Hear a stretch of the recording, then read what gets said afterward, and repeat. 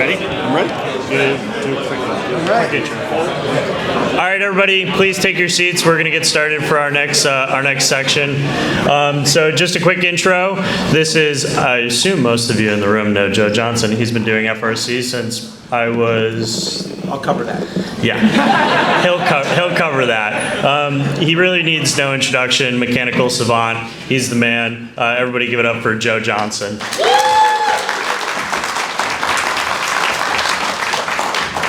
Whoa, that's a very nice introduction and also a nice welcome. So thank you. Why, the first slide is like, why should you listen to this Dr. Joe guy? Some of you know me and you're thinking about that, and some of you don't know me and you're also thinking about that. So here's a slide of sort of a little bit of my bona fides. I've been doing FIRST since '95. I was the co-founder of Chief Delphi. I've been a parent on a team. I've been mentors all through. I did Boom Done 1 year. I've been on a lot of teams, from ones that are new to ones that are way more experienced. But what I really want to do, and I think since we're in FIRST, we ought to talk about some students. These two folk right here, Irving Limata. It's very important for you guys here because based on some of the earlier talks, there had to be a first WPI scholarship winner. It turns out to be this guy, a guy from the Midwest, Pontiac Central, who had literally never heard of WPI and probably would have been to a community college. He ended up winning, Chief Delphi ended up winning the the WPI scholarship, and he won it on our team when we had kind of a competition among the seniors. So that's Irving. Paul Tarazi. Paul Tarazi was on the first year of Schrodinger's Cat when I helped co-found that team. There they are today, and the main thing I want to say about them, apart from that they are, I'll get teary-eyed if I start talking about the impact that FIRST has had on their lives, but most importantly for my bona fides is that Paul wrote an amazing, these two will vouch for me, you can call them up right now if you want to LinkedIn them and figure out who they are, and Paul wrote an amazing Woodie Flowers Award submission, and so I won Woodie Flowers Finalist Award at Boston in 2013. It's so long. Okay, so let's put the standard disclaimers in here. This is, it's one person's opinion. It's not like, this isn't anything handed down from any mountains or anything. Your mileage might vary. I didn't necessarily agree with any of it. I can see some of you have read to the bottom. All right, so let's get to it. So the first thing, I just see so many teams, and this goes from rookie teams to teams that have been doing it forever. They just have whatever fastener somebody had a notion to use on their robot in any one place. Or they said, oh, you know what? I have to have the optimal fastener for this because this one I know is going to have this amount of force. And I'm saying, forget all that, right? You really should try to standardize your fastener. It simplifies your build. It simplifies your maintenance. The stress time during repairs, it's enormous. You have no idea if you've never worked in the pits and you've got to take something apart and put it back together. Having a small set of tools that or I dropped a fastener and you've got 100,000 of them just like it, right? You definitely want to do this, and I maintain that this wins matches, because if you have to do some maintenance and you can do it just a little bit faster, then you have time to run that pre-flight check you were going to run, but darn it, we didn't run into it at that time. So I really, really recommend. So that's the why. You really ought to do this. The how, these are my 5 steps, right? Planner's got to plan, buyer's got to buy, CADer's got to CAD, builder's got to build, and organizer's got to org. So the first, what is the planner got to plan? Well, you have to pick a thread. You have to somehow, there's the whole world of threads. You can go metric, you can go this, you can go that. You got to create a pecking order. We're going to use this, and then this, and then this, and then finally we have some that thing, and then you got to let everybody know about it. So here's my choice. I think number 10 is just a natural size. First of all, you can't get away from using motors in FIRST, and the motors that you want to use, they use a number 10. So number 10 seems like, let's just move on. I mean, there's also things about a lot of the I don't want to list them all. There's a lot of things you can buy that just use number 10s. There's also, it's kind of the Goldilocks size. It's not like a 1/4-20, which is just so big in certain cases, and it's not so small. You're like, I don't know if that's going to hold it, right? It's a pretty good Goldilocks, just about right. I'm going to recommend using the hex drive. There are other kinds of drives. Some people use Torx drives, but there's some advantages to hex drives. The ball end of a hex drive is just so lovely. It's hard to like not say that's the way. There's a big debate about 1032 versus 1034. I guess if I had to start over, I would probably say let's use 1032. But because, again, it's used in a lot of places, it seems like the debate is kind of ended for that, the people who are starting over. But if you have a whole lot of stock, it's like $1,000 worth of screws and stuff. You might not want to redo it, so we don't. And also, I'm always nervous about cross-threading in an emergency, and 1024 is just so much less cross-thready. I just made that up. So I'm going to say also just skip the standard heads. Like you can almost always get by with a button head. You don't really have to worry about stripping out the hex very often in our applications. So anyway, that's sort of one of the first slide on the planner's got a plan. But what do you do if it's too big? Number 10 is too big. You can't fit it in. Now what? You should pick a smaller one and standardize on it. My favorite is the 440, and it really comes down to one thing. Clamp collars are just the way we do business in FIRST. Shaft collars that that clamp onto a hex or a sim or whatever it is. There's just a whole bunch of things you can just buy off the shelf, and they can keep something from moving on a shaft. And those all have a 440. Almost all have a 440. The ones that I don't, we don't buy, by the way. So, well, sometimes we have a handful of them, but we have to kind of keep it in like a toxic shelf. Like, don't use these unless. But the common clamp collar is a 440 3/8. So that kind of broke the tie for me. So then the next one is like, you got to pick a pecking order. You have to like say like, we're going to use this unless I can't do that, and then we're going to use this unless I can't do that, and then we're going to use this. So that you can kind of have everybody do that, and then, so here's kind of a picking order. You don't have to follow this one, but it's an idea. We're gonna use a standard, the standard screw, if I can. Oh, can't use that? Use the small standard screw. Still can't use that? Use something else, right? Use a 1/4-20. Use a screw that happened to come, use a metric screw to hold on something that came with a metric thread. There's reasons to override each of these, but that's the idea. So again, button head, then flat head. You don't want to use a flat head unless you need a flat head. It's just, flatheads are lovely and also terrible. And then something else. And then also with nuts, the same idea, standard star nut. And washers, I'm going to say something about washers, but just pick a standard for what you want to do for these kinds of things. Your plan will probably have more numbers, more ideas, but that's, I think, the idea. And then, listen, you're a planner, right? You're in the planner bucket, right? What do planners got to do? You've got to document it somewhere, and then you got to tell everybody, because like, if it's just your secret, like nobody's going to be using it, right? So, and then the buyer's got to buy. You should buy trays. Buy some stackable trays. Buy some trays that are compatible with your, whatever it is you go to war with. If you've got a war wagon that, make sure whatever it is can get to the competition, because a lot of this is what happens at a competition, so make sure you're compatible with that. Buy trays, buy a bunch, buy all the screws, washers, but don't forget, you're also going to be buying a bunch of tools, and then you're going to buy spares, and I put in parentheses, like, keep them separate. I'll talk about that in a minute. They're two different things, but they're the same idea, right? You've got to get everybody in the habit of, this is what I do, right? If it turns out you need to make a repair on your robot, if the builders aren't thinking, you know what screw do I want to use? Oh, they should just say, I'm going to get out the drill that's the one for the standard screw. I'm going to get out the tap for that one. And they're just going to use that, because if they repair it and just pick any screw that happens to be in the pit, right, then your robot quickly devolves into, I need a bunch of tools to service it.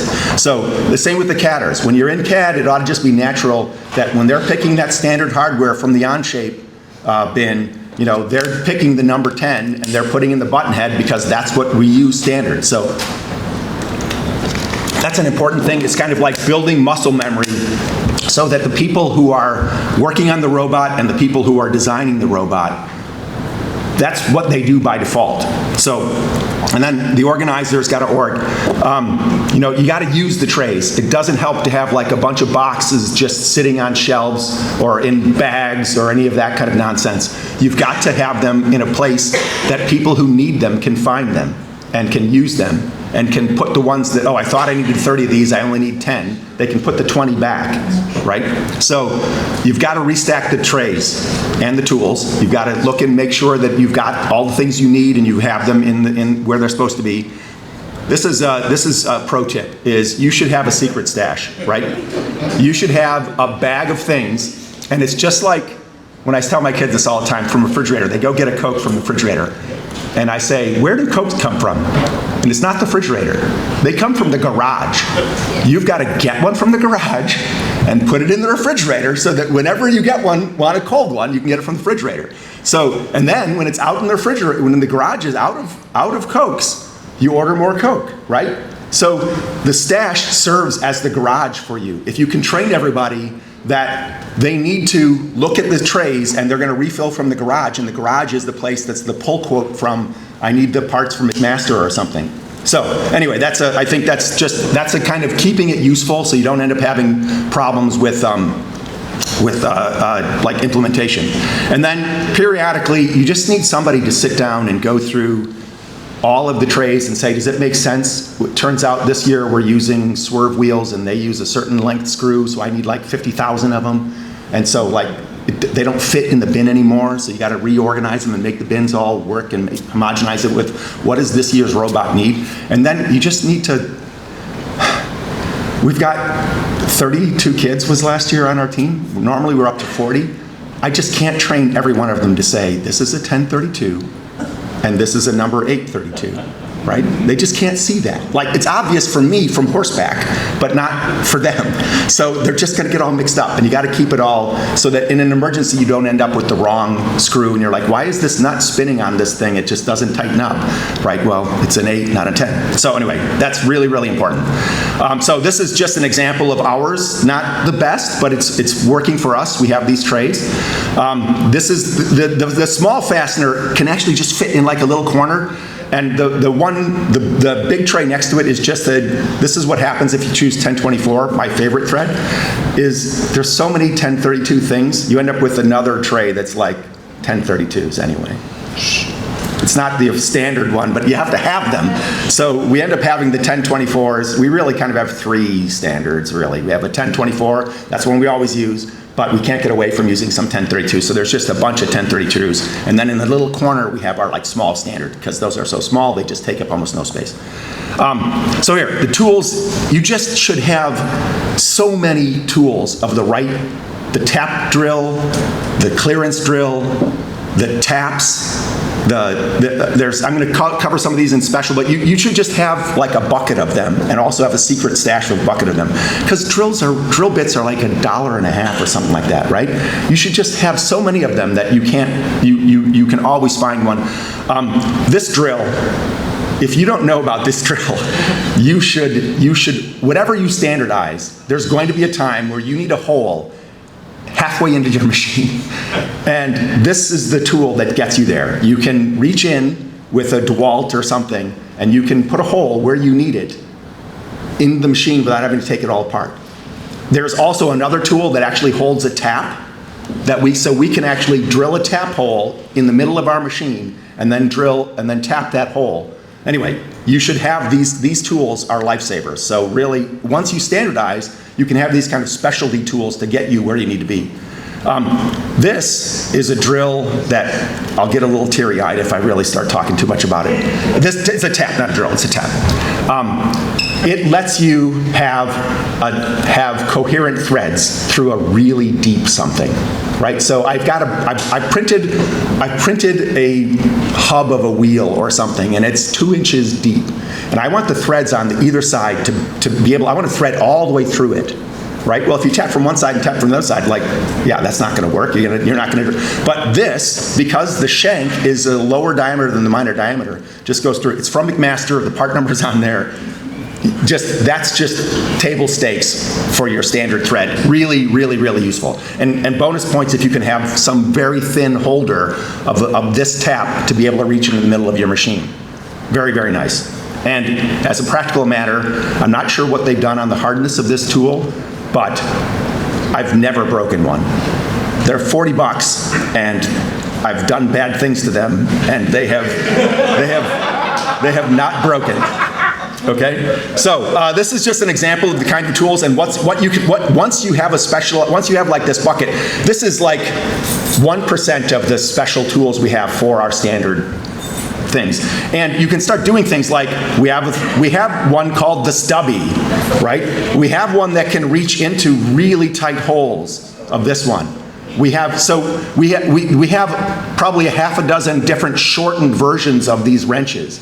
Because we have so many of them, we can customize them for special cases, and it turns out, year to year, there's always the same problems are facing us. So that's that. Now here, this is kind of a notional, it's a little bit geeky, but torque pressure, I don't know if you know torque, but if you have like acetone in a closed bottle, what will happen is the acetone will evaporate and it'll get above, and eventually there'll be a pressure. It'll be actually a little bit of, like, you could measure a measurable PSI inside there, and that's the pressure of, pressure is like a notion of how many molecules are bouncing around on the inside.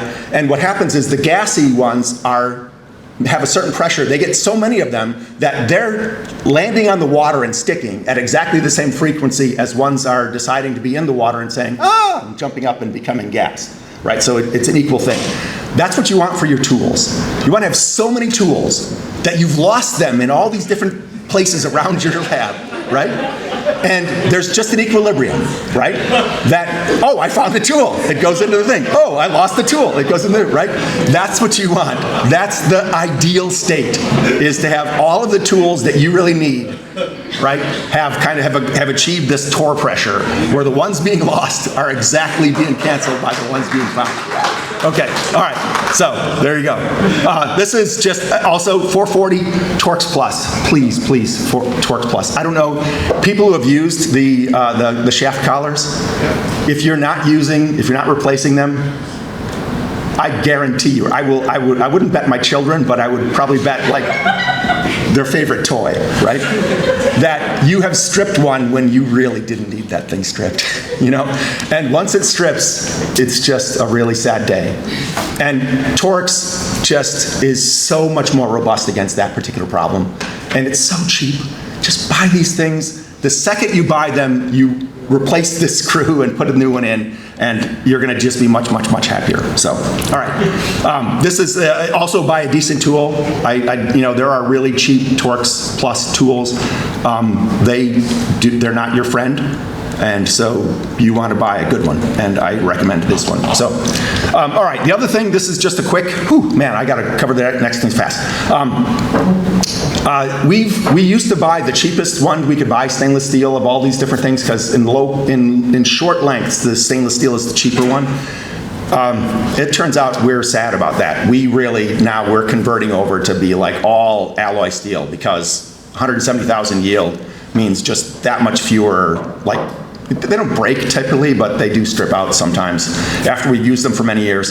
Don't sleep on nylon spacers. Have a really robust version of nylon spacers, because we're always, first is practically by definition, it's robots that have plates that are held together by bolts, right?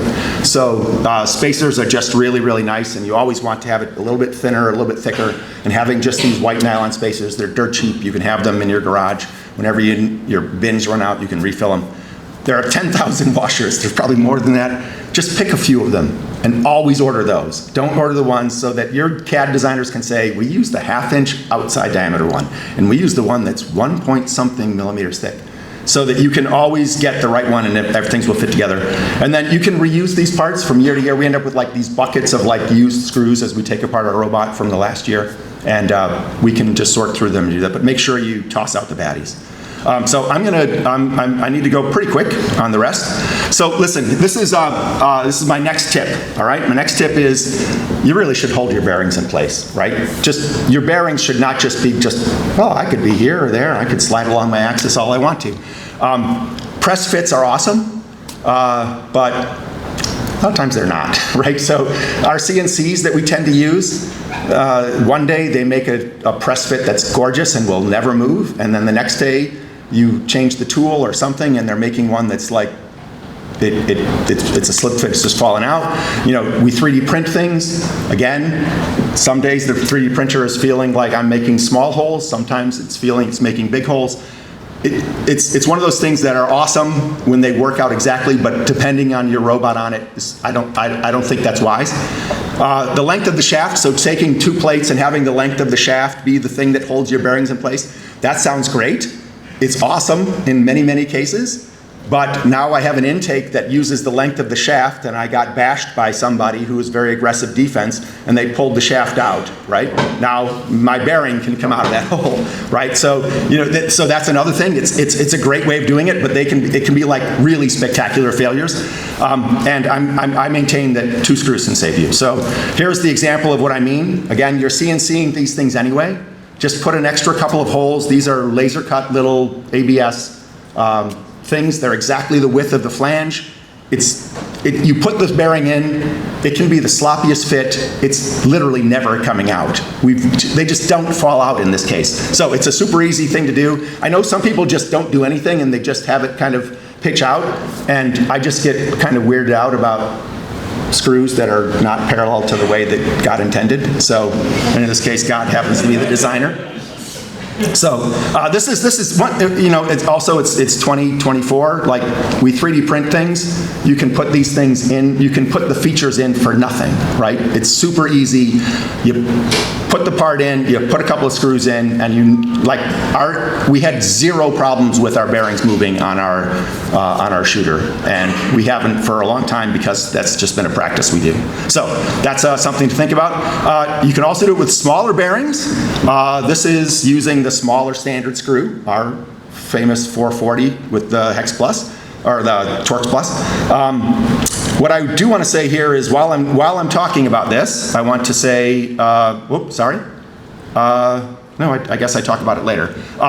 So anyway, there's examples you can design this in. One thing about doing it when you use these very small bearings is you need to have kind of very thin thrust bearings, or thrust to hold that, to keep the bearing from moving, the whole thing from moving. I'm going to talk a little bit about that in a minute. This is another one. Again, it's 3D printing. We can 3D print so easily today. Like if you have a thin-walled tubes are awesome, but like if you put a bolt through it and then depend on a clamp load through that thing, you're just asking for trouble. So fill that clamp with something, right? It's super easy to print something and just have that take up that space. So that's a cool thing. Fast Eddy bearings. I have no commercial ties with them at all, but if you call them, a guy named Eddie answers the phone. And he's tremendous, right? Like if you ask him about a bearing that isn't in his catalog, he'll say, give me a minute, and then like the next day you'll get an email and it'll be like, yeah, we're carrying that now. They'll be in 2 weeks, right? He's the kind of guy anyway, he has really good bearing sources. He has good bearing sources in China or Asia, someplace, I don't know, but I don't have to because I know Eddie is on the job. And the bearings are they're cheap. They're like $1. You can, in the quantities that we use them, like if you're making a turret, for instance, you're probably going to be able to find a bearing for like sub $1 if you're buying them in the, I buy 100 of them. Anyway, design around, as much as I love the standard bearing, the 1.125, the 1 with the 1 1/8 OD flange bearing, it's a lovely bearing in a lot of ways, but if you're constraining your whole design, you're changing all kinds of things around to make that bearing fit. There are so cheap and so usable bearings. And anyway, so that's a commercial for Fast Eddy bearing. Okay, so this is one, who doesn't want to save a little weight, right? This isn't a major thing, but like there's a square tube that you can buy from McMaster. It's got a thin wall, 16th wall, half by half, and it's just beautiful. Like it's rigid, it's tough. Our initial intake, when we would get bashed, would like kind of collapse on itself. This doesn't resist the bashing, but it just bounces back. It's like, I don't know, some cartoon character just sort of shakes its head and comes back, so you can still take the note. You can build really cool structures with this half-inch stuff and span pretty big spaces. Some VHB, very high bond by 3M, I think it's brand name. If you're not using VHB, I should have just put that up. Everybody should be using VHB. You've got to hold it for 20 seconds. the pressure is actually activated by pressure. But after that, it's a beautiful thing. So you can build structures. You can also do things like this thing on the right here. Like we needed our thing to not block our camera. We needed to move over a little bit, and like VHB and a bandsaw and we were like, there, it's out of the way now, right? It's just super easy to just add these things. We had these lights there was no flat surface. We kind of built up a flat surface that bridged a bunch of just nonsense that we needed wires to go under and stuff. It's just really easy to just build something quick. It's very nice. Okay, so Thunder hex hollowing. This might be controversial for some people, but very commonly in FIRST, you have a thing where you have two actuators on the sides of your robot. You need them to not go like this. They need to go together. So you have a hex shaft going from side to side. That shaft needs to be torsionally stiff, but doesn't need to be bendy stiff, right? It doesn't really matter. And so you can, I didn't finish the slide because I was doing it at 3 in the morning. So I didn't fill in how much it was. I know what it saves you. It saves you it saves you 0.1 on a 26-inch shaft. That isn't a lot, but like that one robot, we had 4 of them. That's 0.4 pounds. Like sometimes that's what you need to get legal. So anyway, it's super easy to do. That's the other thing. You buy this drill, right? You put it in a lathe, and you do this. And honestly, it just works. Like it's so easy, and it's the kind of weight where sometimes you need a certain amount of weight, right? And you get it. It's kind of like people are like cutting off little shavings of polycarb, right, to save. They're rounding corners and saying, well, here's 0.1 on a robot-wide thing, nothing, right? So there you go. Not going to change your life, but there is. All right, this is one that actually, I don't know if it'll change your life, but it might. Hollow, 4130 steel tube is just so lovely, and this particular flavor of it is really, really lovely. It is so much stiffer than the equivalent in aluminum. But it lets you do some cool things, which I'm going to show. Like here, this is we used it on all of our shooters. It goes across, and I'm going to do a little aside here. So everywhere we needed a 1/2-inch shaft to like rotate our shooters or intakes or any of those kinds of things. This is a very common thing to do. We use dead axles as our default. So, but the problem is dead axles will sometimes become zombie axles, right? They're supposed to not spin, but they spin anyway, right? So you should prevent that. You should put a stake in their heart. You should actually have some bolt going through it. Like, don't let your dead axles be zombie axles. Okay, so anyway, that's an aside. It's not going to save you anything. But the thing that I like about this particular flavor of the thin-walled steel tube, is that you can do this thing. It turns out that the ID is almost precisely the right dimension. You can tap the inside. So you can make a thing. I didn't have a picture of our bullet, but we screw in a bullet on the front side, and we screw in this kind of T-handle on the back side. So you can push really hard with it to get it in, and you have this bullet kind of guiding you through all the 15,000 bearings and all the things that it has to go through, to get to the other side. And then you can unscrew the bullet, and you can put your stake in the heart, and it's going to stay there, right? And then it's like, oh, it's time to get it out, right? You can then just screw in this T-handle. The rubber band there is to literally keep the handle from falling off of that standard screw. And then you can pull with all your might, and you can get it to come out, right? So anyway, I love this innovation, and I think it's something that more teams should use, and it's really, really nice. The downside, actually, I didn't say this, the downside of 4130 is it comes in large. So it's going to be a few thousandths bigger. It won't fit through your bearings. If you're having spinny things on it that are like bearingless, like something that has like uses a bushing, say, you can just open up the bushing pretty easily. But if you're trying to use a ball bearing on it, which say you're using a shooter trying to shoot notes, you need it to be a bearing. So you're going to have to either spend a lot of time with it, like in a drill and sandpaper, or you're going to have to get somebody. It's a little bit tricky to do on a lathe, but people who are experienced can get it to work. It's not a delightful. They're not like saying, oh, hooray! I hope you give me more 3-foot sections of that to have to deal with, right? So it isn't great, and also like it's worth it. So this is the case where I said limiting these shafts you can buy from McMaster. You can buy tubes that fit right over the outside and have the clearance that you want for this particular thing. But the nice thing about it is it exactly on the inner race of the bearing. It's really, really beautiful for like making sure that you're not having rubbing, you're not rubbing on anything else. You're just pushing on the bit that you didn't want to spin. Okay, so this is one. This slide is not the slide. This is the slide. It was like, what should I talk about? And that's the thing. It's in there. You can read it later. But I call it. I don't know. I'm sure I didn't invent it, but this is the name I'm settling on. It's like this vernier eccentric adjuster. A lot of people, they like to use cams or bolts or things and then have it kind of like I'm just using a clamp load to hold that belt in tight, because a tight belt is a happy belt, right? Same with tight chain is a happy chain. So one of the ways you can do that is to have something that is an eccentric that moves to do that. But here, let me just show you. So let me talk about vernier. People who talk about vernier, what is it? If you had a vernier scale, why do we even have this thing?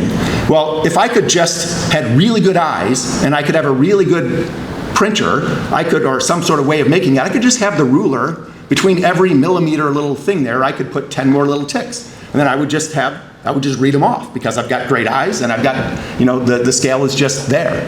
But of course we can't do that. The spacing is too close. There's a very similar idea here with these. Is like I have some eccentric and I want to spin the axle of this thing. I've got the part here, the part so here, let me just show, this is a belt I want to tighten, and this is basically a wheel that is free to turn, but the inside is eccentric. So when I turn this thing, I can get the eccentric closer or farther away from this line so that it tightens the belt or not. But the problem is, there's the difference between a tight belt and a loose belt is a really small number. So if you look at this, you might say, well, he's got 10 holes there. Looks like he should have like 36-degree increments, right? He could move it 10 degrees, right? So they would look something like this, right? I can move it from one set of holes to another set of holes. And I don't know why Johnson put in these extra holes, but he's only using 2 of them clearly, so he's just going to go holes to holes, 36 degrees at a time.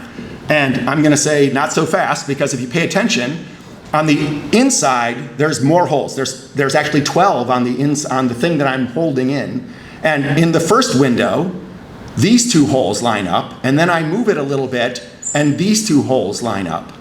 So as long as I'm willing to shuffle my screws around, I can get 6-degree increments, even though I only got 10 holes in there. So I couldn't actually put, holes every 6 degrees around my thing, but I could put them every 36 degrees, and then I can get 6-degree increments on my motion by just putting more holes in the back.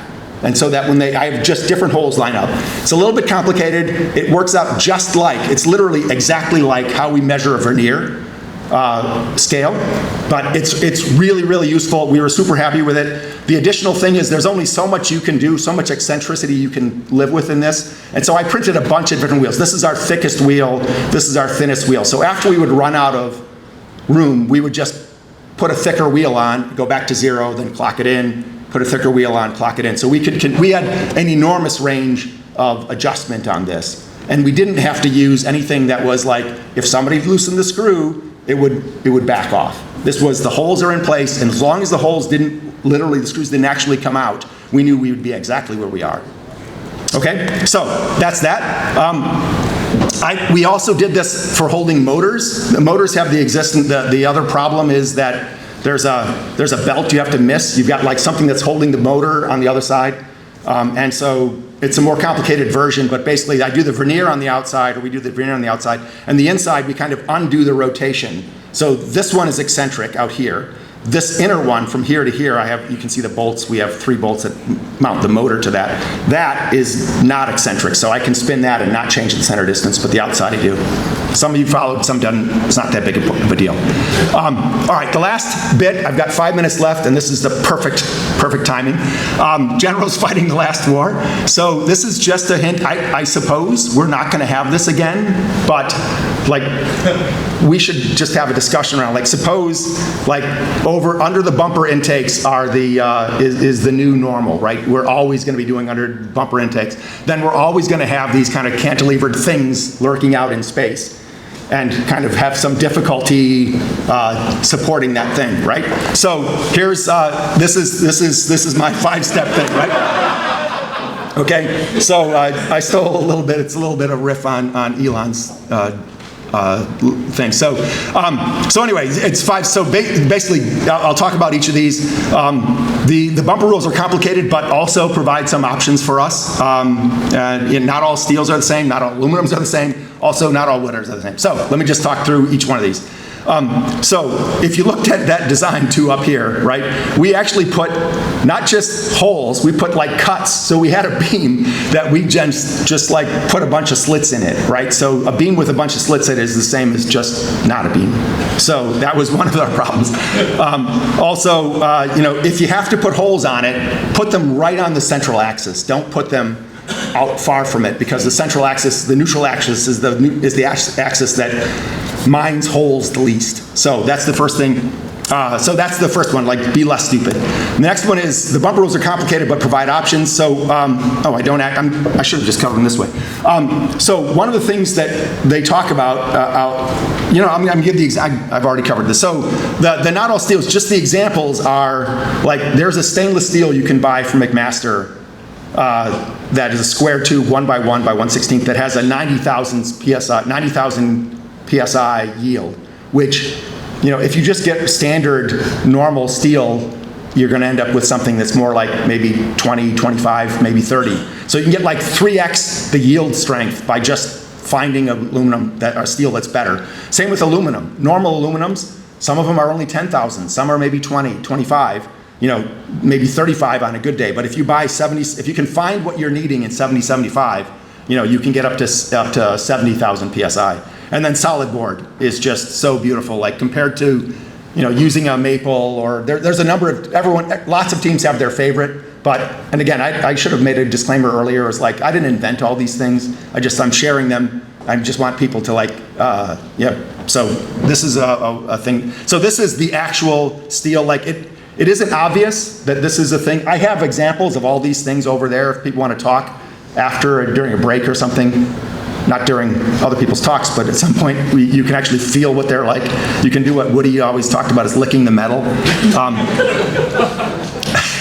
I don't know, I never knew if he really meant that literally or not. But, so this is, in terms of the bumper rules, like the thing, like you can use, you know, 70-75 angle aluminum, and you can make a 1 by 1 by 1/8. That's perfectly legal, right? And that is just adding to your, you know, the length. And and the same way with the bracket.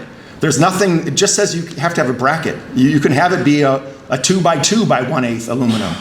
And if you look at it, like the extra strength that this beam, it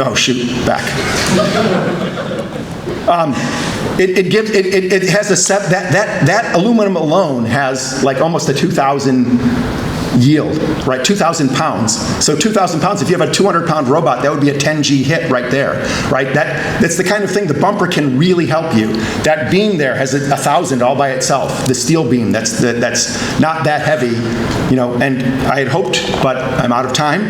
And I'd hoped, I'm out of time in both ways. I didn't have time to actually do it, but there are very simple ways of calculating these weights and the yield loads and the deflections under load. And look for another presentation to be like, so you want to know how that beam is going to do in first. Anyway, that's that. That's my thing. I said I was going to get done at 10 after, and here it is. So, anyway. Very good. Thank you, everyone.